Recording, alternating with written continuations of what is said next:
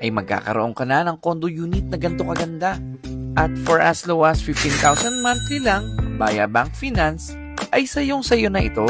Kung saan, isa ito sa mga affordable at accessible na high-rise condo building sa Cubao, na lahat yata ng terminal ng bus mapa north or south ay dito mo matatagpuan. At malapit sa sakayan ng train. At dahil napaka-accessible nito, napakalapit nito sa mga schools, hospital, churches, malls at marami pang iba. Perfect nga din ito para sa mga anak na nag-aaral at mga nagkatrabaho dito sa Metro Manila. So tara, samahan nyo akong bisitahin ng Urban Deca Towers Cubao na located sa EDSA Corner, Mayor Ignacio Diaz Street, Barangay San Martin de Porres, Cubao, Quezon City. Isa itong high-rise condo na may 45-story na building na merong 12 elevator.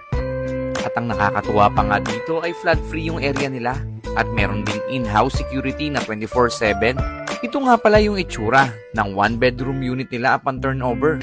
Meron itong sukat na 26 square meter.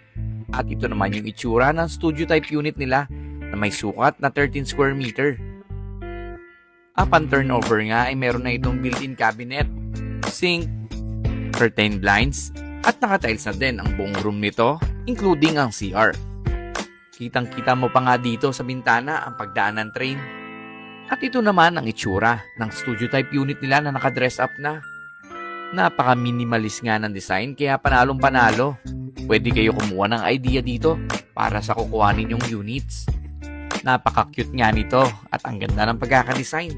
Ultimo nga yung CR, napaka-cute kahit yung sink nga nila, matitipid mo yung tubig. So for inquiries,